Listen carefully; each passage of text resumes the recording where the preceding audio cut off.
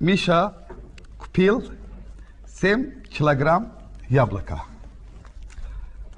Мамед купил 3 килограмм яблока. 7-3. Вместе сколько килограмм яблока купил, но? 10 kilo. Oğlum, biz şəhərlinin nəslindənik. Biz yazı nəsildənik. Yarışmaz axı. Rus dilində aksentlə danışma.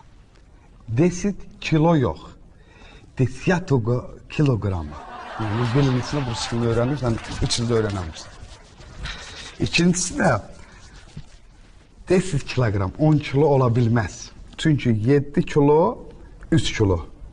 Bunu satan oğlan 100% tərəzidə 2 kilo vurmalıdır. 10 kiloda 2 kilo vurmadın. Elə bilsən Moskvada aldım qoz, satdım qoza işləyirsən də. Yəni ata işləyib bilir. Müəllimə də başlalarsan ki, burada satışının qazancı olmalıdır. 8 kilo yablika var. Böyle düşün oğlum. Fərdə qızım, səndə nə söhbətdir? Məndə şokolad söhbətidir. Ver görək. Настя купила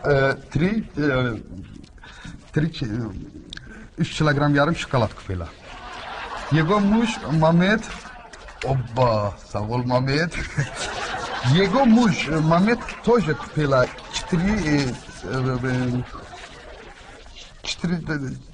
4 килограмм yarım şokolad купила.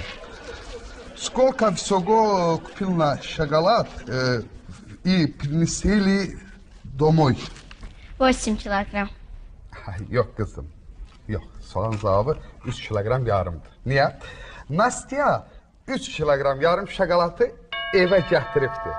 Mehmet ise 4 kilogram yarım şokoladı eve gönderibdi Azerbaycan'a. Yani az moskovski şokolat yollamayıb da eve herhalde. Пожалуйста, заходите. Biz Moskvada gezmişik, görmüşük bilirik da.